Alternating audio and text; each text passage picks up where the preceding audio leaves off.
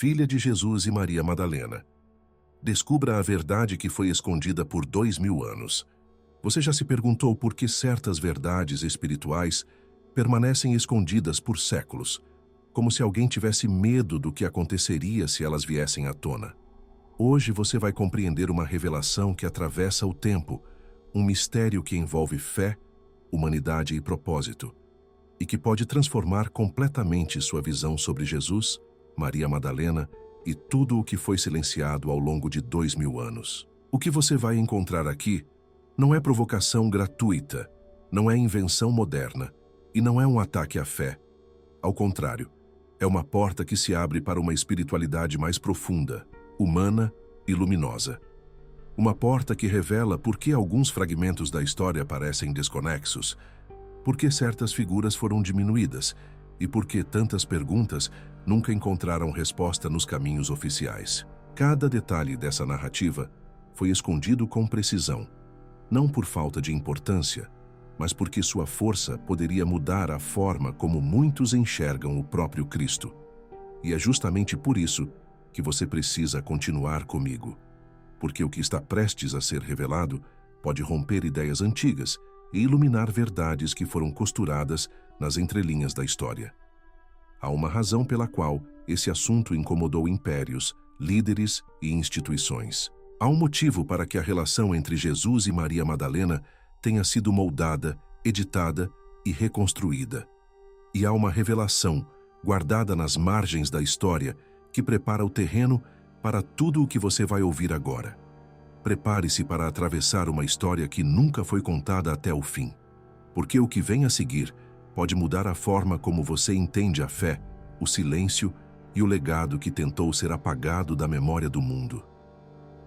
A pergunta que ecoou, através dos séculos, há perguntas que não surgem do acaso.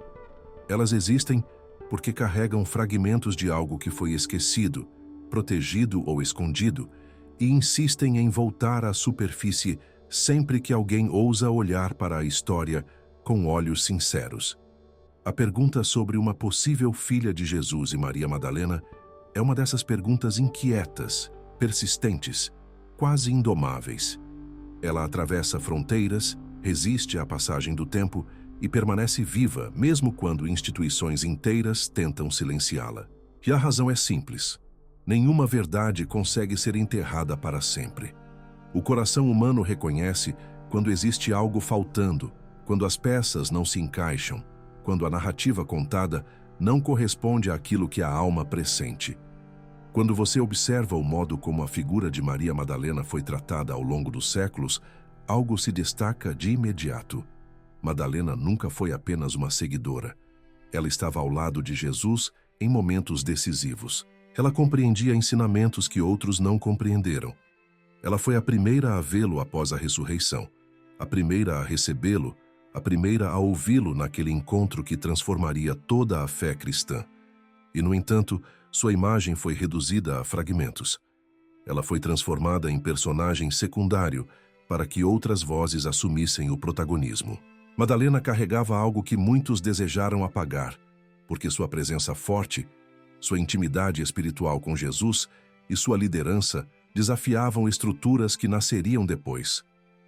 E é justamente nessa região silenciosa da história que a pergunta sobre uma possível filha encontra espaço. Não porque haja um sensacionalismo barato por trás disso, mas porque existem lacunas demais, versões demais, contradições demais e silêncio demais. Silêncio organizado, silêncio selecionado, silêncio escolhido. Quando há tanto esforço para não falar sobre algo, esse algo costuma ser importante. A fé sempre suportou perguntas, mas a política não, e é preciso coragem para distinguir uma da outra. Ao revisitar documentos antigos, fica evidente que nem todos os relatos caminham na mesma direção da narrativa que aprendemos.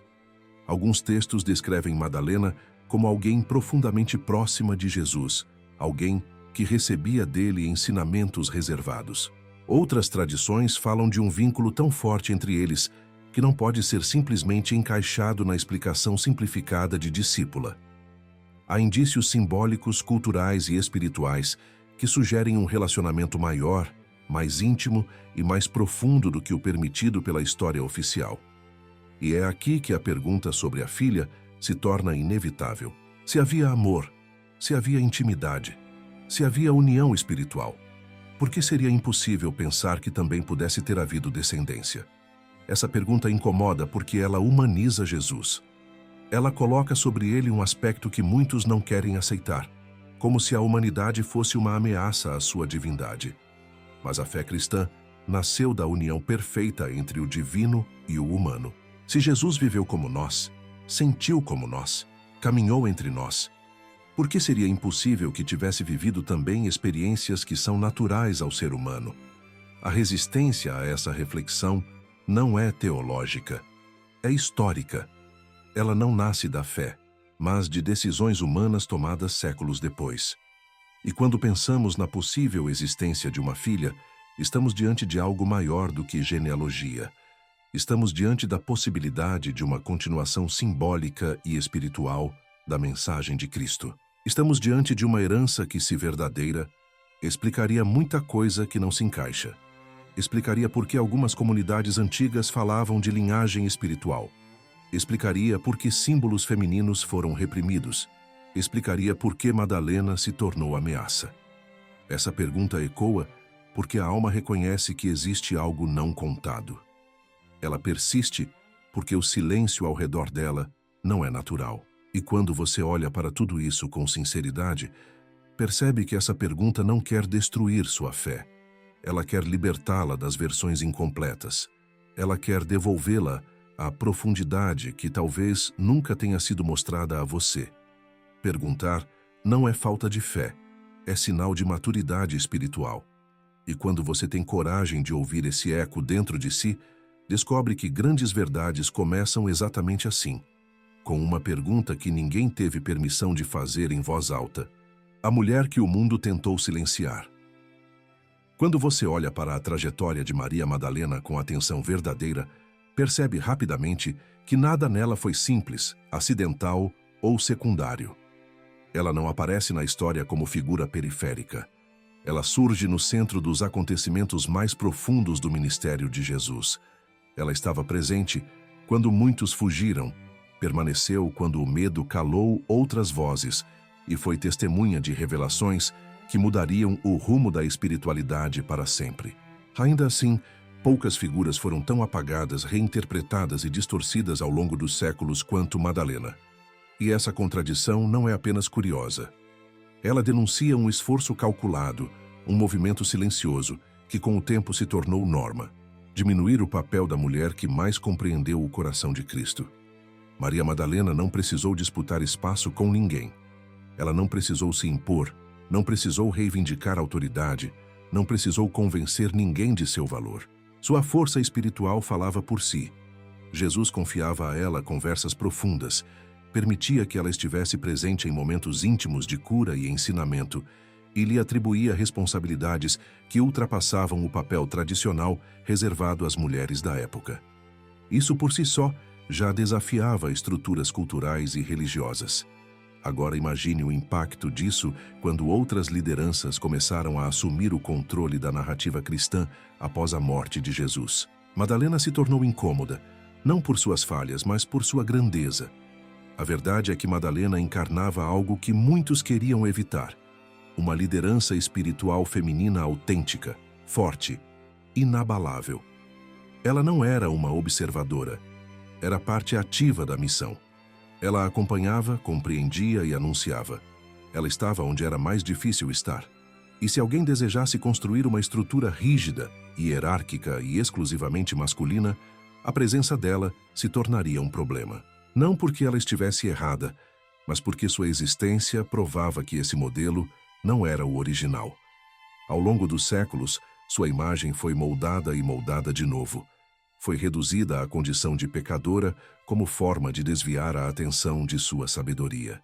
Foi associada a interpretações que nunca apareceram nos textos mais antigos.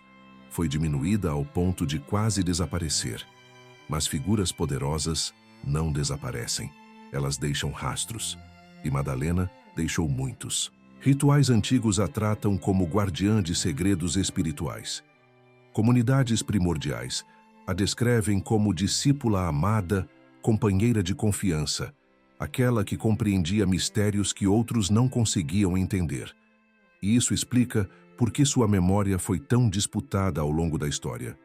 Quando falamos da possibilidade de que Jesus e Maria Madalena tenham tido uma filha, não estamos partindo do nada. Estamos olhando para a mulher cujo papel foi reescrito com tanta força que quase perdemos sua verdadeira identidade. Estamos olhando para a pessoa que esteve ao lado de Jesus com mais constância do que muitos homens que receberam títulos oficiais mais tarde. Estamos olhando para alguém cuja proximidade com ele ultrapassava formalidades, e é exatamente essa proximidade que levanta questões que não podem ser ignoradas. Se havia tanta afinidade espiritual, tanta compreensão mútua, tanta confiança e tanta presença, por que seria absurdo pensar que havia também uma ligação emocional profunda? O mundo tentou silenciar Madalena porque ela representava algo que ameaçava quem desejava controlar a fé. Ela representava a igualdade espiritual, representava a união entre sabedoria feminina e mensagem divina. Representava a possibilidade de que o cristianismo tivesse nascido mais amplo, mais humano e mais equilibrado do que muitos permitiram admitir. Silenciar Madalena era uma forma de silenciar tudo o que ela simbolizava. E talvez, no centro desse silêncio, estivesse justamente aquilo que mais se desejava esconder: sua importância na vida de Jesus. Ao revisitar sua história com sinceridade, percebemos que Madalena não foi apenas discípula. Ela foi protagonista de uma espiritualidade que unia compaixão e coragem, verdade e sensibilidade, ação e contemplação. E se houve algo maior entre ela e Jesus, não nasceu da fantasia, mas da lógica espiritual de duas almas que caminhavam na mesma missão. A tentativa de apagá-la foi grande, mas sua presença permanece, porque verdades profundas jamais desaparecem completamente. Elas apenas esperam o momento certo para voltar. A história fragmentada, que nunca foi completada. Quando você se aproxima da história de Jesus, com coragem para observar o que está além do que foi oficialmente registrado, descobre algo inquietante. Há lacunas demais. Há páginas que parecem ter sido arrancadas, relatos que terminam antes da conclusão natural, tradições que surgem de repente sem explicação, e figuras que aparecem e desaparecem como se alguém tivesse escolhido o que deveria ser lembrado e o que deveria ser esquecido. A história que recebemos não é falsa, mas é incompleta. Ela foi moldada por mãos humanas, influenciada por disputas políticas, traduzida inúmeras vezes, filtrada por interesses que não tinham relação direta com a espiritualidade. É por isso que, quando você observa com atenção, percebe que existem sombras onde deveria haver luz e silêncio, onde deveria haver testemunho. Muitos dos documentos que poderiam ampliar nossa compreensão foram perdidos, destruídos ou descartados ao longo dos séculos, não por coincidência. A preservação do que conhecemos não foi neutra. Ela passou por escolhas, e escolhas revelam prioridades. Alguns escritos foram considerados perigosos demais, ousados demais, independentes demais. Não é estranho que textos que mencionam a liderança de Maria Madalena tenham sido exatamente os que mais desapareceram.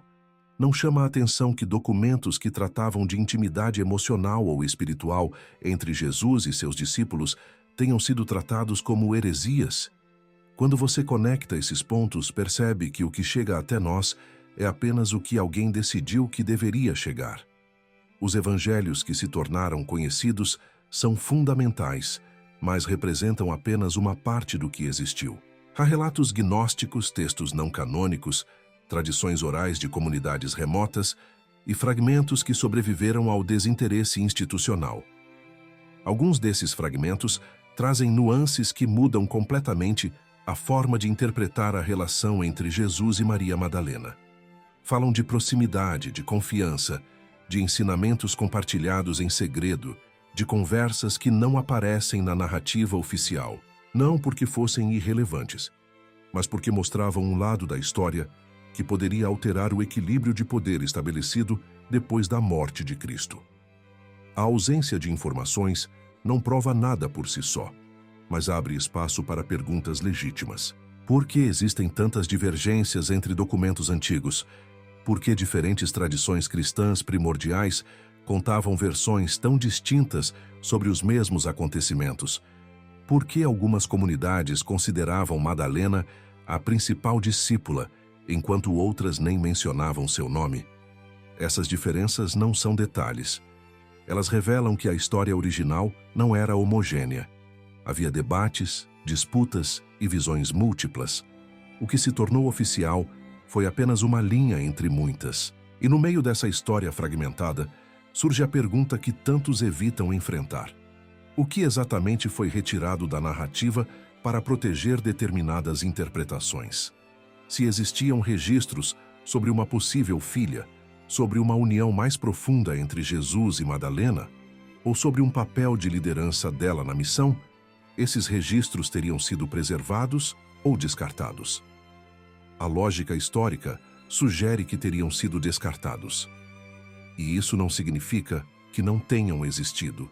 Significa apenas que não sobreviveram ao processo seletivo que moldou o cristianismo institucionalizado. Quando observamos todas essas peças separadas, algo começa a ficar claro. A história que conhecemos não é mentira. Ela é apenas o recorte de uma realidade muito maior. E cada fragmento recuperado, cada texto esquecido, cada símbolo preservado em arte ou tradição oral, cada registro que escapa ao silêncio institucional, revela uma parte do que faltava. A história está incompleta, porque foi montada para servir a uma estrutura, não para refletir todos os fatos. E quando a espiritualidade é filtrada por estruturas humanas, sempre sobra menos do que realmente existiu. É por isso que este capítulo é tão importante. Ele não busca provar uma teoria, mas mostrar que a história que recebemos não responde tudo porque não foi escrita para responder tudo. Ela foi organizada, ajustada e reduzida. E quando você entende isso, percebe que não há nada de herético em fazer perguntas. Há, na verdade, um chamado espiritual para completar o que foi quebrado, restaurar o que foi apagado e permitir que a verdade original, com toda a sua intensidade humana e divina, finalmente respire. Porque apenas quando reconhecemos o que falta, podemos enxergar o que realmente importa. Os anos ocultos e o que as antigas tradições sugerem. Quando você observa a trajetória de Jesus registrada nos evangelhos, percebe imediatamente que existem períodos inteiros da vida dele que simplesmente desaparecem da narrativa. Há momentos detalhados, repletos de ensinamentos, encontros e milagres, e há extensos intervalos de silêncio absoluto. A infância aparece brevemente, a juventude praticamente não existe nos textos e, antes do início do ministério público, a história se torna um vazio quase completo. Esses anos ocultos sempre despertaram curiosidade, mas também levantam uma pergunta essencial. Por que uma vida tão transformadora teria sido registrada de maneira tão fragmentada? O que foi vivido, ensinado ou compartilhado nesses anos que não chegou até nós? Tradições antigas preservadas fora do círculo institucional sugerem que esses períodos guardam respostas sobre a formação espiritual de Jesus e sobre relações que ajudaram a moldar seu caminho. Alguns relatos falam de viagens, outros falam de aprendizado íntimo em comunidades específicas, e muitos descrevem encontros que nunca entraram no relato oficial. Esses fragmentos não provam nada isoladamente, mas revelam algo importante. Havia muito mais acontecendo do que aquilo que foi preservado. E esse muito mais abre espaço para compreender a profundidade das conexões pessoais que Jesus estabeleceu, inclusive com Maria Madalena. Para compreender a possibilidade de uma união entre Jesus e Madalena, é preciso olhar para o contexto cultural da época. O casamento era parte natural da vida de um mestre judeu. O celibato não era regra nem esperado. A ideia de um líder espiritual casado não chocava ninguém naquela sociedade. Pelo contrário, era sinal de estabilidade, maturidade e honra. Ao ignorar essa lógica histórica, criaram-se séculos de interpretação desconectada da realidade vivida naquele tempo. E quando tradições apontam que Jesus teve relacionamentos profundos e pessoas muito próximas a ele, Isso não deveria ser lido como ameaça à fé, mas como elemento de humanidade que fortalece sua mensagem. Entre essas tradições, algumas mencionam um vínculo especial entre Jesus e Madalena. Falam de companheirismo, diálogos reservados e um tipo de intimidade espiritual que raramente aparece entre mestre e discípulo. Há textos que sugerem que Madalena recebia ensinamentos específicos, ensinamentos que exigiam um grau profundo de confiança e que indicavam proximidade maior do que aquela atribuída oficialmente. Quando essas fontes são analisadas em conjunto, elas formam uma linha coerente. Madalena não era apenas alguém que acompanhava Jesus.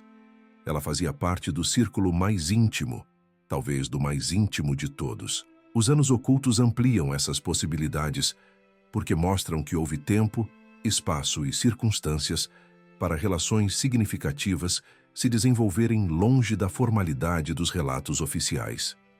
Se existiu uma união entre Jesus e Madalena, esse vínculo provavelmente começou antes do período registrado nos evangelhos. Talvez tenha se fortalecido nesses intervalos silenciosos, nos caminhos percorridos fora da vista pública, nos encontros que não foram narrados, nas conversas que apenas quem estava muito próximo ouviu. As tradições que falam desses anos também mencionam escolas espirituais, grupos que valorizavam profundamente a união entre energia masculina e feminina como representação da totalidade divina. Se Jesus passou por ambientes assim, não seria estranho que reconhecesse em Madalena uma companheira espiritual capaz de caminhar ao lado dele com igual profundidade. Algumas dessas tradições descrevem a figura feminina como guardiã de mistérios, como aquela que preserva o que o mestre revela, como aquela que carrega a continuidade da mensagem. Isso ressoa com muitas narrativas antigas sobre Madalena. A ausência desses detalhes nos evangelhos não significa que eles não existiram. Significa apenas que a estrutura que organizou o cristianismo séculos depois escolheu não incluí-los. E escolhas humanas não devem definir limites espirituais. Ao reconhecer que há períodos inteiros da vida de Jesus que não foram documentados, abrimos espaço para compreender que a história oficial não representa a totalidade da verdade. Ela representa apenas a versão que sobreviveu. Se nesses anos ocultos houve amor, união e até a possibilidade de uma filha, isso não diminuiria a grandeza de Cristo. Pelo contrário, traria profundidade emocional à sua missão. Revelaria um mestre que conheceu a vida em sua plenitude. Mostraria um homem capaz de amar profundamente, de confiar plenamente e de dividir sua jornada com alguém que compartilhava seu propósito. Essa visão não enfraquece a fé. Ela a humaniza, a enriquece e a torna ainda mais real. É por isso que as tradições preservadas fora dos muros institucionais são tão importantes. Elas não vêm para substituir a narrativa oficial, mas para completá-la. Vêm para lembrar que a vida de Jesus foi maior do que o que coube em algumas páginas. E quando você permite que essas possibilidades sejam consideradas, a história se torna mais viva, mais humana e mais luminosa do que jamais foi apresentada. A união proibida e o peso espiritual que ela carregava. Quando você contempla a relação entre Jesus e Maria Madalena com sinceridade espiritual, percebe que existe algo ali que vai muito além dos relatos tradicionais. Não se trata apenas de proximidade afetiva ou respeito mútuo. Existe uma profundidade que transparece nas entrelinhas, em gestos, em escolhas, em momentos que só fazem sentido quando entendidos como parte de uma ligação maior. A ideia de uma união entre eles não surge de suposições modernas, mas da percepção contínua de que ambos caminhavam em sintonia tão intensa que ultrapassava a simples relação entre mestre e discípula. Era uma ligação que tinha significado espiritual, peso emocional e repercussão profunda sobre o que viria depois. Uma união entre Jesus e Madalena não seria escândalo algum dentro do contexto histórico da época. Um mestre judeu casado era visto como alguém completo, digno de confiança e capaz de ensinar com autoridade. A ideia do celibato como exigência espiritual é algo que surgiria muito tempo depois, moldada por interesses que não têm relação com a realidade vivida por Jesus. Ao transformar a figura de Cristo em alguém isolado de afetos, criaram uma imagem que distorce a própria essência da encarnação. Ele veio como homem, viveu como homem, sentiu como homem. Amar não diminuiria sua divindade. Seria, na verdade, expressão absoluta dela. Quando olhamos para Madalena, percebemos que ela não se encaixa no papel de alguém periférico. Jesus a escolheu para testemunhar a ressurreição. Esse gesto é de importância incontestável. Ele poderia ter aparecido primeiro aos apóstolos, às lideranças futuras, aos homens que assumiriam o comando da igreja, mas aparece a ela. As antigas comunidades cristãs não tratavam esse momento como acaso. Enxergaram nele um sinal claro de que Madalena ocupava lugar singular na vida de Jesus. Um lugar que ultrapassava a compreensão limitada dos que vieram depois. A união entre os dois, se existiu, não era apenas emocional, era espiritual. Madalena entendia ensinamentos que outros não conseguiam assimilar. Participava de momentos reservados. Recebia instruções que exigiam confiança profunda. Algumas tradições falam de rituais espirituais celebrados entre eles, símbolos que representavam equilíbrio entre o sagrado masculino e o sagrado feminino. Esses elementos indicam que, ao lado de Jesus, Madalena desempenhava um papel que era ao mesmo tempo íntimo e divino, humano e transcendental. É exatamente essa união que tantas instituições posteriormente tentaram apagar. Uma mulher com tamanha importância espiritual ameaçava a estrutura patriarcal que seria construída ao longo dos séculos. A imagem de uma liderança feminina equilibrando e completando a missão de Cristo era insuportável para sistemas que desejavam centralizar a autoridade em poucos homens. E se, além de tudo isso, existisse a possibilidade de que dessa união tivesse nascido uma filha, então a força dessa linhagem seria impossível de controlar. Não é difícil imaginar por que esse tema foi silenciado com tanto zelo. Uma possível filha simbolizaria não apenas continuidade humana, mas continuidade espiritual. Seria a união entre a sabedoria de Madalena e a missão de Jesus manifestada em forma de vida. Seria a prova de que o amor que eles compartilhavam não era apenas palavra, mas realidade. E essa realidade criaria uma nova forma de compreender a fé, mais ampla, mais humana e mais equilibrada. Uma fé que une em vez de separar. Uma fé que reconhece a força espiritual feminina ao lado da masculina, não abaixo dela. Essa união é chamada de proibida porque seu reconhecimento atrapalhava narrativas construídas posteriormente. Não era proibida para Jesus. Não era proibida para Madalena. Não era proibida para a cultura onde viveram. Tornou-se proibida apenas quando a fé foi institucionalizada, quando interesses políticos e religiosos precisaram consolidar uma imagem única de Cristo, distante de qualquer ligação afetiva ou familiar. Essa imagem servia a um projeto de poder, não a verdade espiritual. Quando você contempla essa possibilidade, percebe que ela não diminui a grandeza de Cristo. Amplia. A existência de amor, parceria e união plena não o reduziria a um homem comum. Revelaria sua humanidade em brilho máximo. Revelaria que ele viveu o que pregou. Que compreendeu o amor não apenas como mandamento, mas como experiência profunda.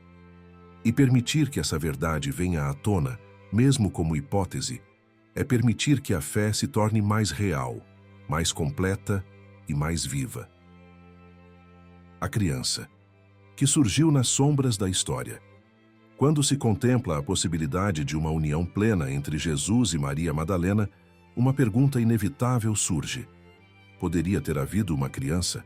Essa pergunta não nasce do desejo de criar polêmica, mas da leitura sensível de tradições antigas, lendas persistentes e símbolos que atravessaram séculos protegidos por comunidades que jamais abandonaram essa possibilidade.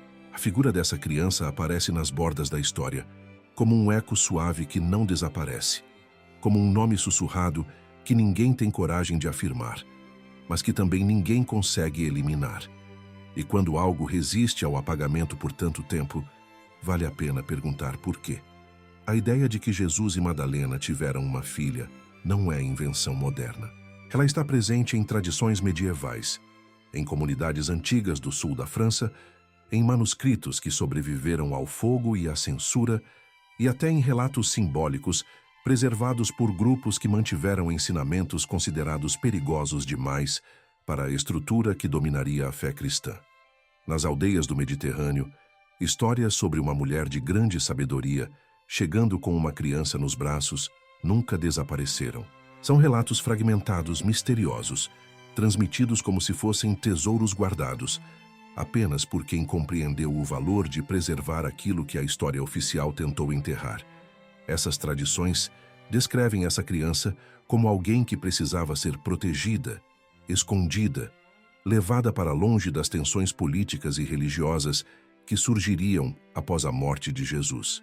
Se isso for verdade, faz sentido imaginar que sua existência teria sido vista como ameaça.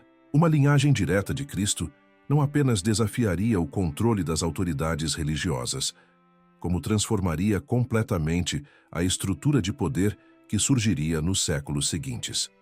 Uma criança que carregasse traços de Jesus e Madalena não seria apenas herdeira biológica, mas herdeira espiritual. Representaria continuidade, equilíbrio, futuro, e poucos estavam dispostos a permitir isso. É interessante observar como lendas sobre essa criança surgem em lugares diferentes e distantes, sempre com pontos em comum. Falam de proteção, de fuga, de mulheres que arriscaram tudo para preservar a vida dessa menina. Falam de embarcações que deixaram a região da Judéia rumo ao Mediterrâneo. Falam de comunidades que receberam um pequeno grupo de refugiados liderados por uma mulher descrita como sagrada. Esses relatos nunca foram provados historicamente, mas sua persistência ao longo dos séculos indica que tinham importância para aqueles que os transmitiam. E quando tantas histórias distintas apontam para a mesma direção, é prudente ao menos escutá-las. A possível existência dessa filha ganha ainda mais coerência quando observamos o papel simbólico que a figura feminina tinha entre os primeiros seguidores de Jesus. Em muitas tradições, a mulher era vista como guardiã da sabedoria, como transmissora da continuidade espiritual, como ponte entre o divino e a humanidade. Se Madalena carregava esse papel para Jesus, uma filha representaria a união perfeita entre missão divina e legado humano. Seria o símbolo vivo de uma espiritualidade que valoriza o equilíbrio e a completude. E talvez seja justamente isso que tornou essa ideia tão ameaçadora para quem desejava construir uma fé baseada em controle e hierarquia. A criança que surge nesse ponto da história é mais do que um personagem esquecido. Ela representa tudo o que foi silenciado. Representa o lado feminino da espiritualidade que foi empurrado para a margem. Representa a possibilidade de que a história de Jesus seja maior, mais rica e mais humana do que nos permitiram conhecer. E representa também a dor de tudo aquilo que foi apagado. Porque se essa filha existiu, sua história foi arrancada, protegida e escondida ao mesmo tempo. Arrancada das narrativas oficiais, protegida por quem a amava e escondida de quem a temia. A ausência de registros claros não deve ser lida como prova de inexistência. Ao contrário, pode ser sinal de que havia algo a ser preservado. Algo que, se fosse revelado, mudaria os alicerces da fé institucionalizada. Uma criança não representaria apenas uma família. Representaria uma linha espiritual, que poderia escapar ao controle dos que assumiram o comando da fé. Representaria continuidade que não poderia ser moldada por decretos. Representaria a união entre amor humano e missão divina em sua forma mais pura. Por isso, falar dessa menina é falar de tudo o que não nos contaram. É abrir espaço para uma história que sempre existiu nas sombras, mas que nunca deixou de pulsar no imaginário espiritual daqueles que buscaram a verdade com o coração aberto. Talvez essa criança tenha sido apagada, talvez tenha sido protegida, talvez tenha sido apenas simbolizada, mas a força dessa narrativa nunca desapareceu. E quando algo atravessa tanto tempo sem morrer, resta uma pergunta inevitável. O que exatamente estão tentando evitar que você veja? Os caminhos da fuga e o círculo de proteção que se formou.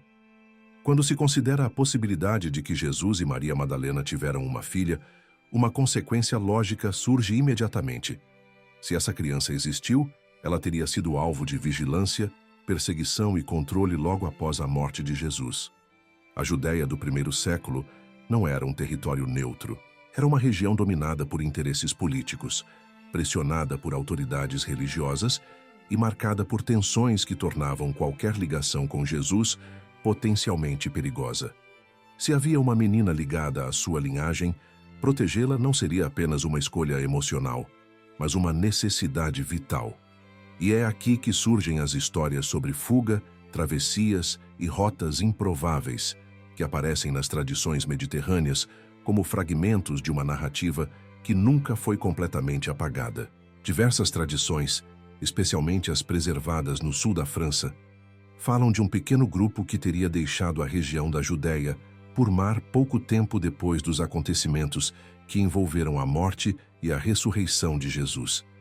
Essas narrativas descrevem mulheres corajosas que embarcaram levando consigo não apenas lembranças e ensinamentos, mas algo muito mais valioso e frágil, uma vida que precisava ser escondida.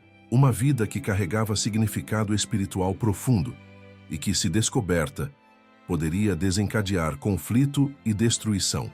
Embora seja impossível confirmar cada detalhe dessas histórias, a forma como elas sobreviveram ao tempo indica que havia nelas algo que as pessoas consideravam verdadeiro demais para ser esquecido.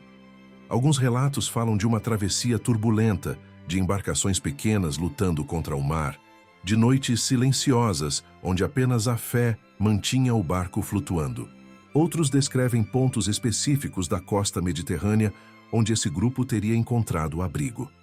O interessante é que essas tradições surgem em locais diferentes, mas sempre com elementos comuns. Uma mulher de grande dignidade, um grupo reduzido de seguidores fiéis e a presença de uma criança que precisava ser protegida a qualquer custo. Esses elementos repetidos apontam para a existência de uma memória coletiva que resiste, mesmo quando falta documentação escrita. Do ponto de vista histórico, a fuga faria sentido. Após a morte de Jesus, seus seguidores enfrentaram hostilidade crescente. Autoridades temiam revoltas. Líderes religiosos tentavam reprimir qualquer movimento que pudesse ameaçar sua influência. Um descendente direto de Jesus, se existisse, seria visto como símbolo de continuidade de um movimento que muitos queriam eliminar. Isso faria com que proteger essa criança se tornasse prioridade absoluta. A fuga não seria apenas estratégia, mas a única chance de sobrevivência. As rotas sugeridas por tradições antigas seguem caminhos coerentes com as práticas de navegação da época. O Mediterrâneo era a rota comum para refugiados, comerciantes e viajantes. Partindo da região da Galileia ou da Judéia, seria possível chegar ao Egito, à ilha de Chipre, a Creta ou diretamente à costa francesa, dependendo das condições e dos recursos disponíveis. A escolha por regiões mais isoladas, como o sul da França, faz sentido quando se pensa na necessidade de anonimato. Ali surgiram comunidades que, séculos depois, ainda contavam histórias sobre uma mulher sagrada que chegara do Oriente trazendo consigo tesouros que não eram de ouro, mas de conhecimento espiritual. A proteção dessa criança não teria sido um ato isolado de coragem. Teria exigido uma rede de apoio, pessoas dispostas a esconder, alimentar, educar e orientar. E essa rede, segundo algumas tradições, era formada principalmente por mulheres. Mulheres que compreenderam o valor simbólico dessa menina, mulheres que sabiam que preservar sua vida era preservar uma parte essencial da mensagem de Jesus. Elas formaram um círculo de proteção silencioso, discreto, resiliente. E esse círculo foi tão eficaz que, se a criança realmente existiu, sua história foi preservada apenas como sussurro, jamais como registro explícito. O que torna essa narrativa tão poderosa é o fato de que ela não desapareceu. Em diferentes regiões do Mediterrâneo existem símbolos, lendas, tradições e relatos que apontam para uma chegada misteriosa, para uma mulher marcada pela espiritualidade e para uma criança cuja presença nunca era explicada claramente. Algo nessas histórias tocou profundamente os corações que as transmitiram, como se fosse perigoso demais afirmar, mas impossível esquecer. E quando você junta tudo isso, surge uma compreensão clara. Se essa criança existiu, ela não foi apenas protegida. Ela foi cuidadosamente guardada, guiada e conduzida por pessoas que entendiam que sua vida carregava uma força capaz de alterar destinos. Sua fuga não foi apenas sobrevivência, foi missão, foi legado, foi a tentativa de preservar uma verdade que poderia iluminar ou abalar estruturas inteiras. Você percebe, então, que cada fragmento dessas tradições funciona como peça de um mosaico maior, um mosaico que não pode ser confirmado por documentos oficiais, mas que também não pode ser descartado pela sua persistência espiritual. É um convite para olhar além da superfície, para considerar que a fé não se limita ao que foi escrito, mas também ao que foi protegido nas sombras, guardado no coração e transmitido como semente de uma verdade que, talvez, esteja apenas esperando o momento certo para ser compreendida. As comunidades que falaram em códigos. Quando se observa o percurso da fé cristã nos primeiros séculos, torna-se evidente que existiam comunidades que não transmitiam seus ensinamentos de forma direta. Elas falavam em códigos, utilizavam símbolos, preservavam mensagens ocultas em cantos, rituais e gestos aparentemente simples. Esses grupos não agiam assim por capricho, faziam porque sabiam que certas verdades não podiam ser expostas abertamente sem risco de perseguição, destruição ou distorção. E é dentro desses círculos silenciosos que surgem referências sutis a uma linhagem espiritual ligada a Jesus e Maria Madalena.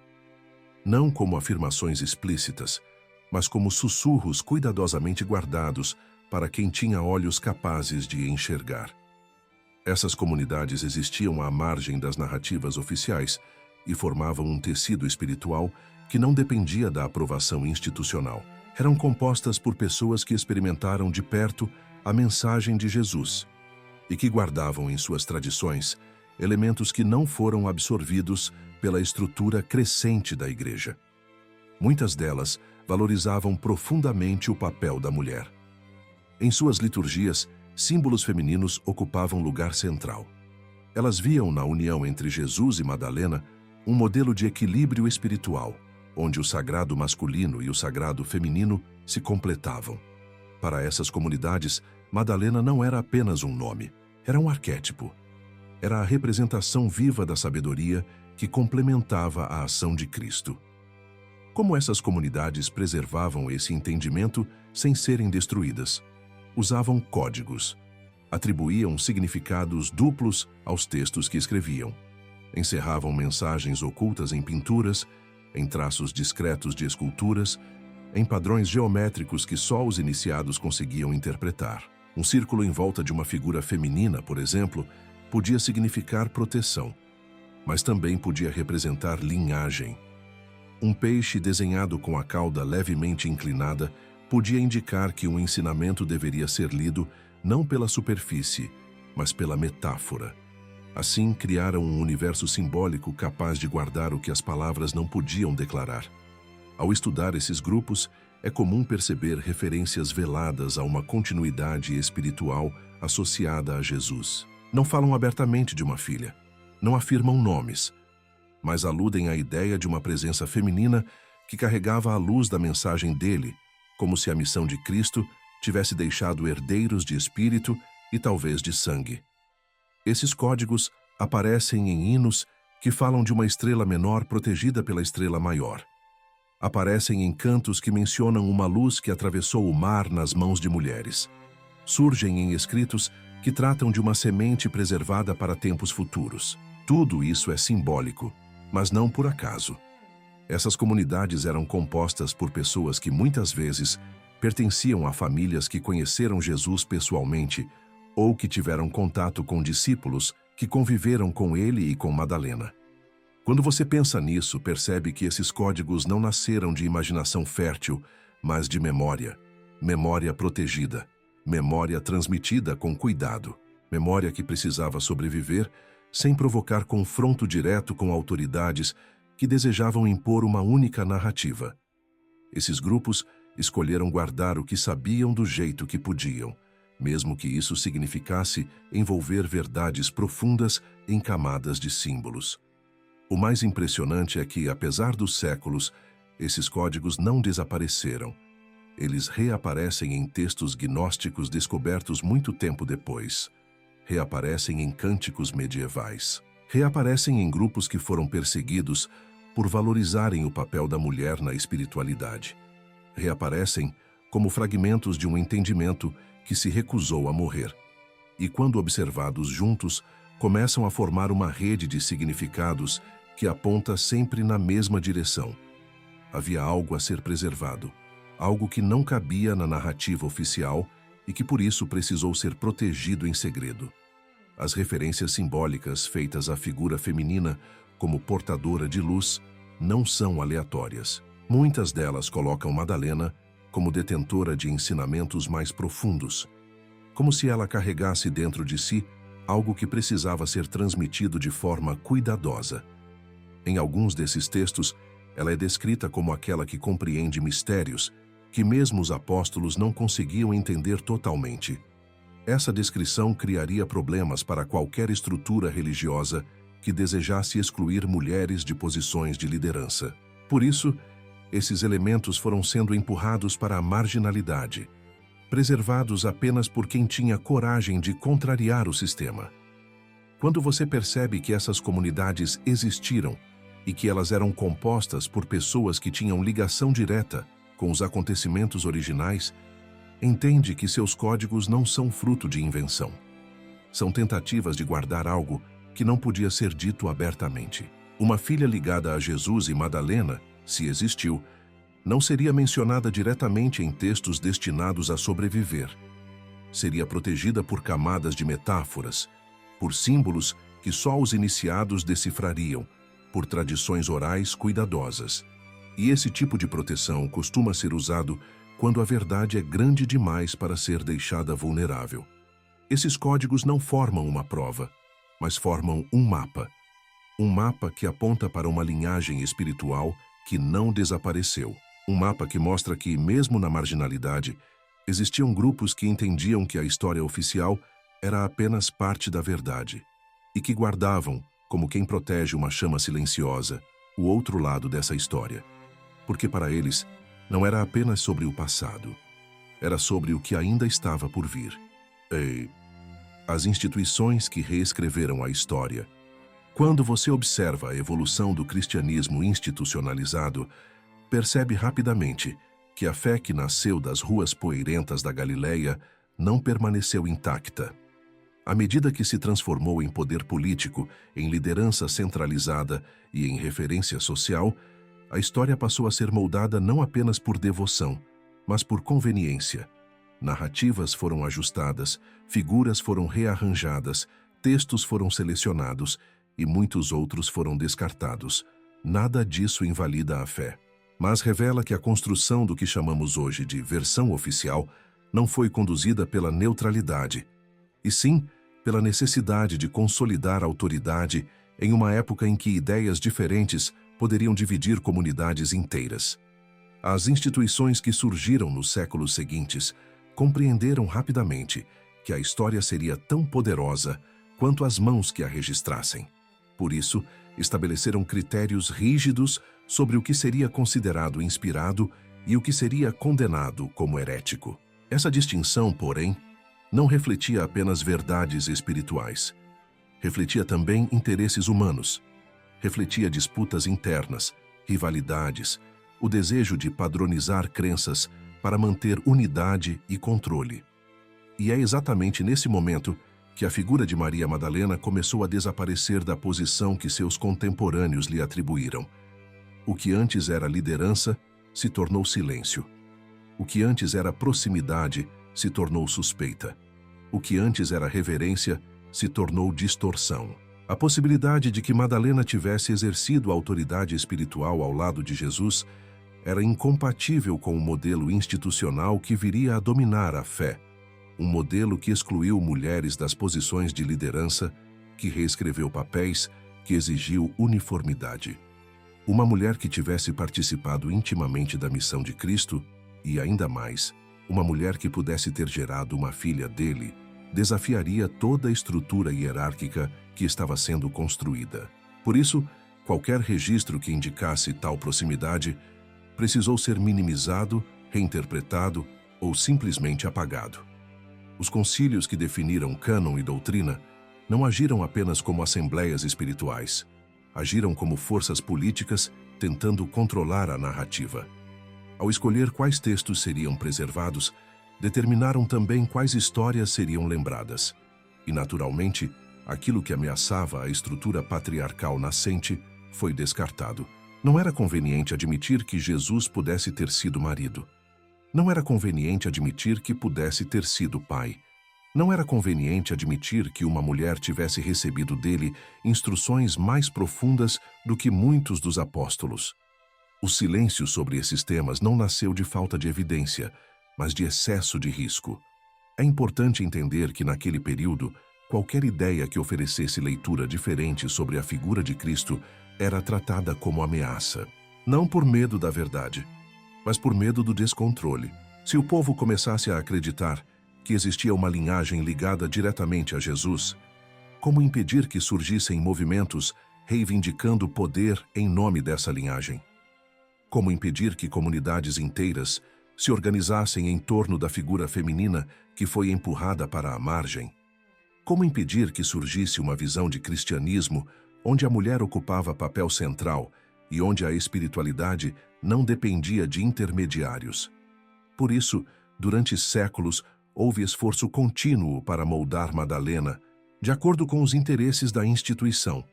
Houve momentos em que foi retratada como pecadora arrependida, em outros, como figura irrelevante, e quase nunca como a discípula profunda, sábia e corajosa que muitos textos antigos descrevem.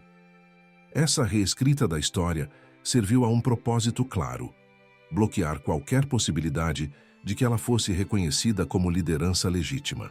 E bloqueando sua liderança, bloqueava-se também qualquer discussão sobre uma união com Jesus e, consequentemente, sobre uma filha. O apagamento institucional não destruiu a memória verdadeira, mas a colocou num silêncio denso, quase impenetrável. Ainda assim, fragmentos sobreviveram.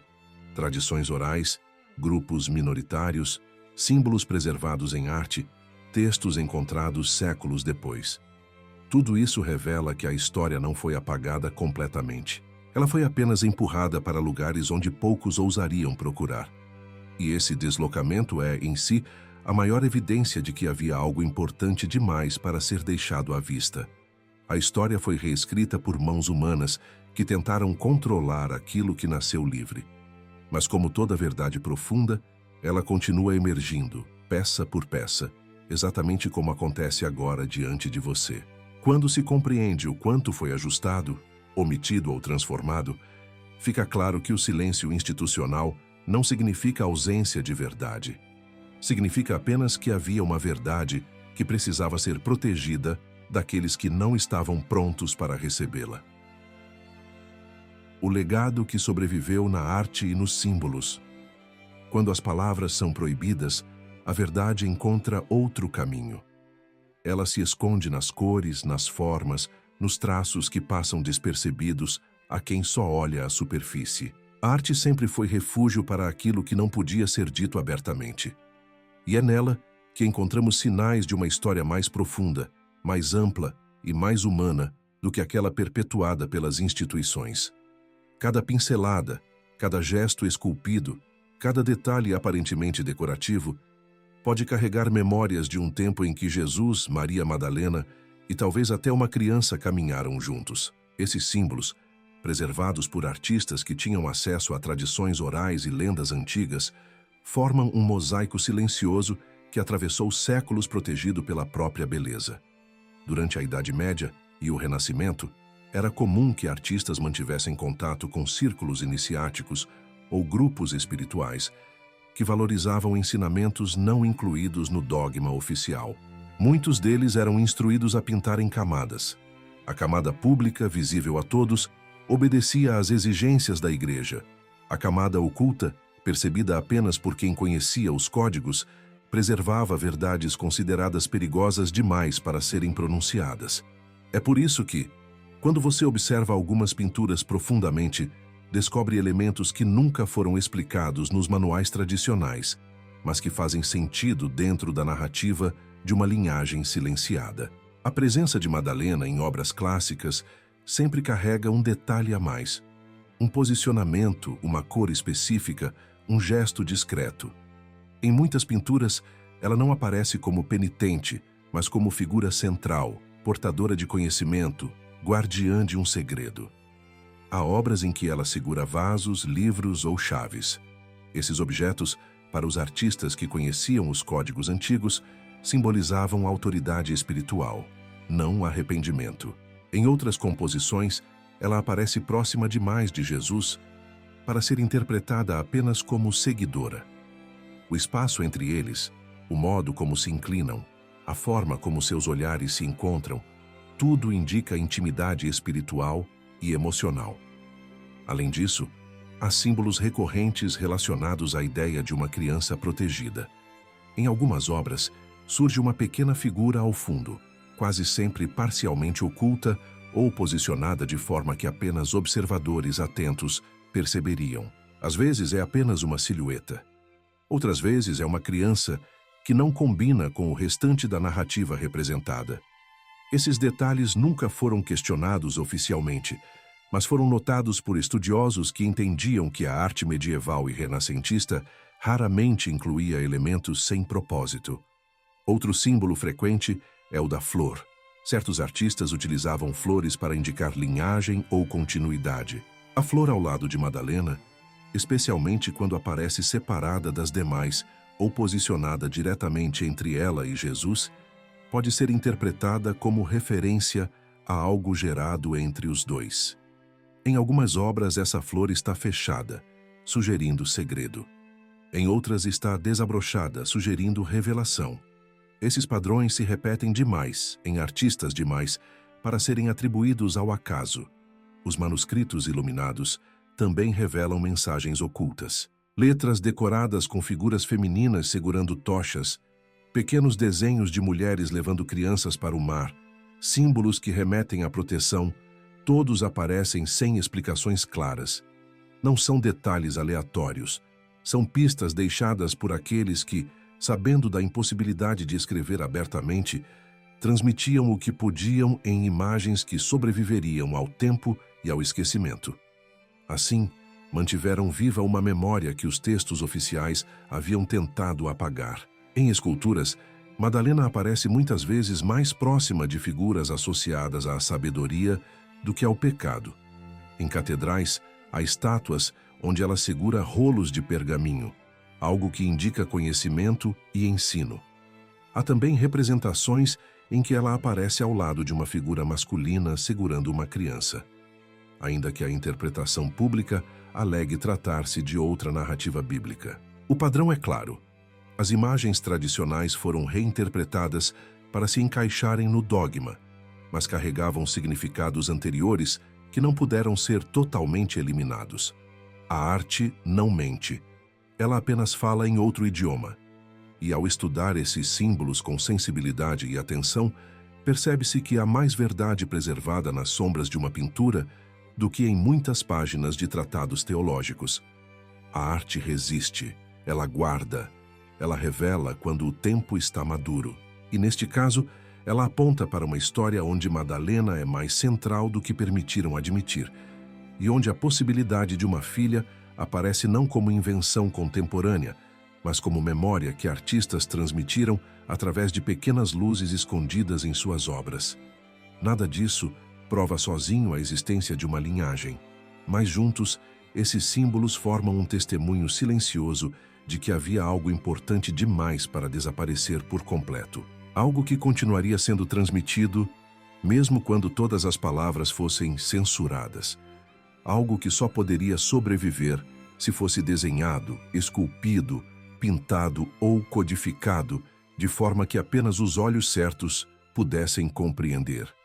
E é exatamente isso que acontece quando prestarmos atenção a esse legado oculto. Ele nos lembra que a história nem sempre é contada por quem viveu, mas por quem venceu. A arte, porém, permanece fiel ao que deve ser lembrado. O sentido de uma linhagem esquecida. Quando você contempla a possibilidade de uma linhagem ligada a Jesus e Maria Madalena, é natural que a primeira reação seja buscar provas materiais, nomes, datas, registros. Mas esse tipo de busca, apesar de legítima, não alcança o ponto central desta questão. A verdadeira importância de uma possível filha não está apenas no fato histórico, mas no significado espiritual que essa ideia carrega. Pensar na existência dessa linhagem é pensar no impacto humano, emocional e divino de um legado que teria sido transmitido não por instituições, mas por vidas.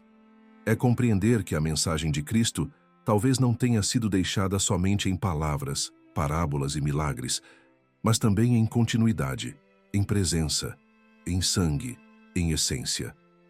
Durante séculos, a ideia de linhagem foi associada a poder político. Para muitos, admitir que Jesus pudesse ter tido descendência abriria portas para disputas que poderiam destruir a unidade da fé. Por isso, o conceito foi evitado, rejeitado e ocultado. Mas, espiritualmente, uma linhagem não representa propriedade ou autoridade humana. Representa continuidade de luz. Representa a possibilidade de que a missão de Cristo tenha se manifestado também de forma familiar, como ocorre naturalmente quando vidas se encontram em profundidade. Uma filha, se existiu, não seria herdeira de um trono, mas portadora de uma chama. A chama da mensagem original, livre das estruturas que viriam depois.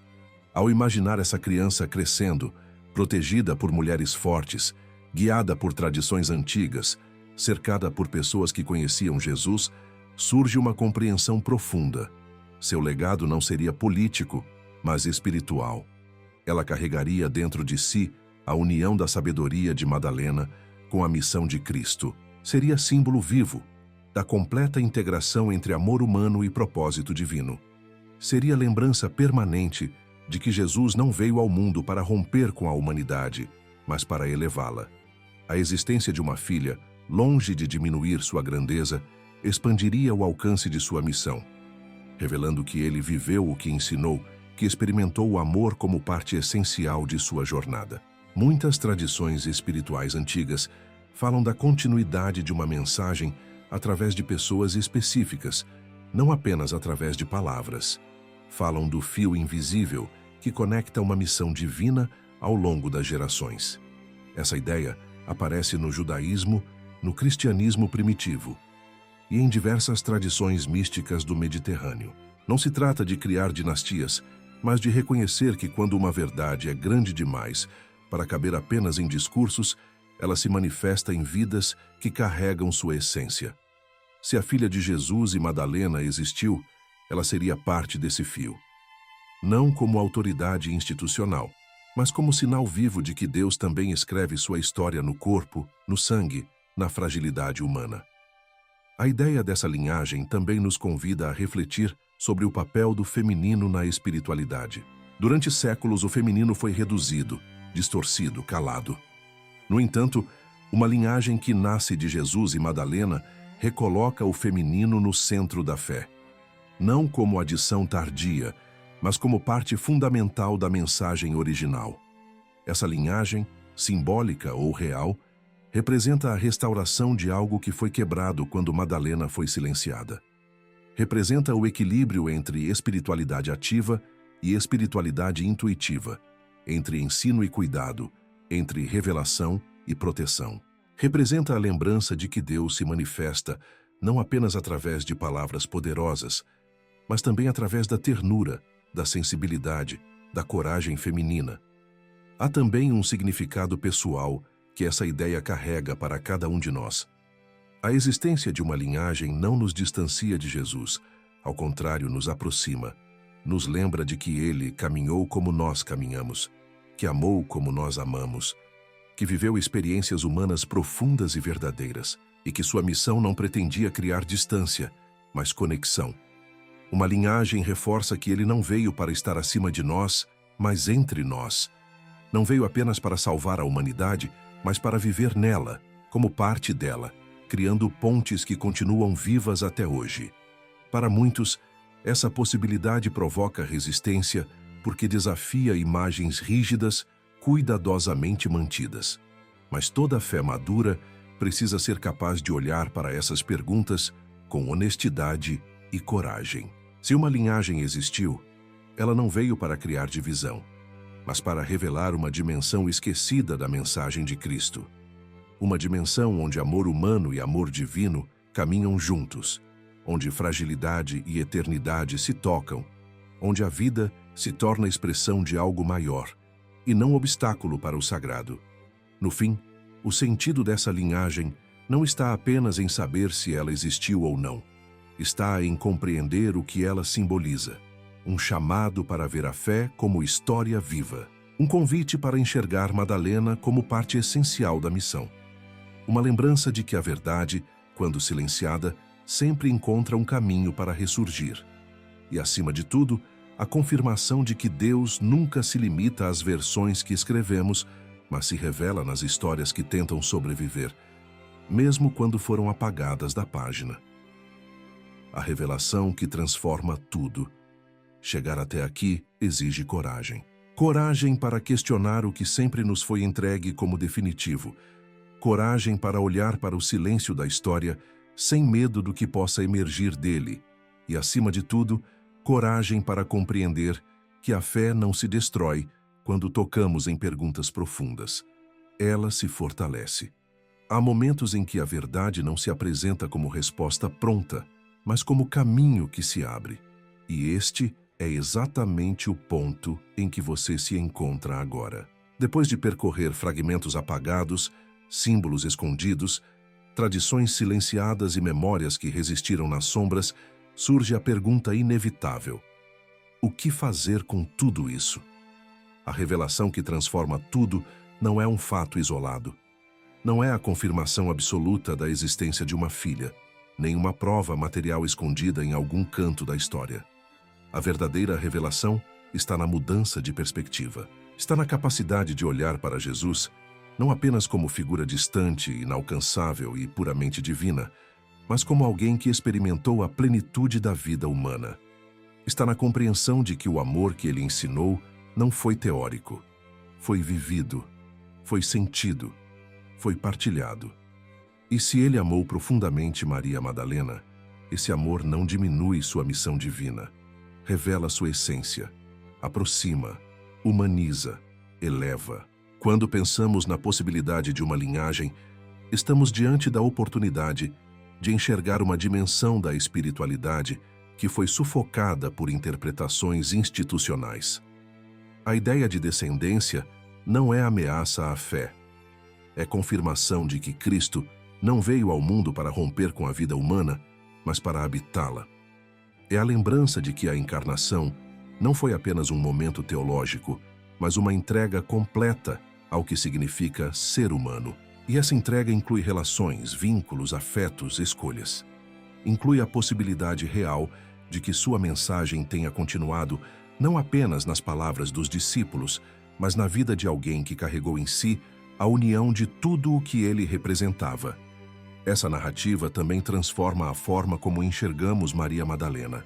Ela deixa de ser uma personagem coadjuvante e passa a ocupar o lugar que lhe foi tirado, o de liderança espiritual profunda, a mulher que compreendeu mistérios que muitos não compreenderam, a guardiã de ensinamentos que precisaram ser escondidos por séculos.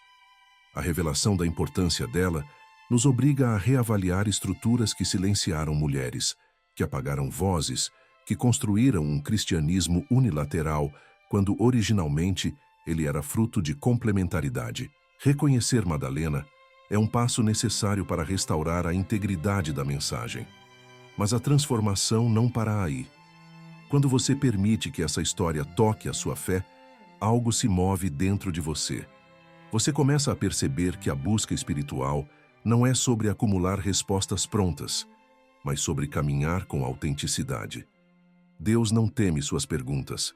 Deus não se ofende quando você questiona o que foi imposto sem base. Deus sempre trabalhou na luz e também nas sombras, revelando tudo no tempo certo. E talvez o tempo certo para revisitar essa história seja agora, Quando tantas pessoas sentem que falta algo, que houve um corte, que existe um vazio na narrativa tradicional. A maior revelação, portanto, não é se Jesus teve uma filha.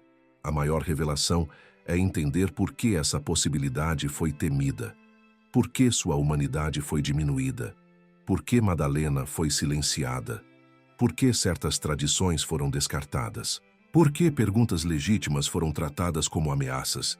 Isso diz muito mais sobre a história humana do que sobre a história divina. Deus não apagou nada. Foram homens que apagaram.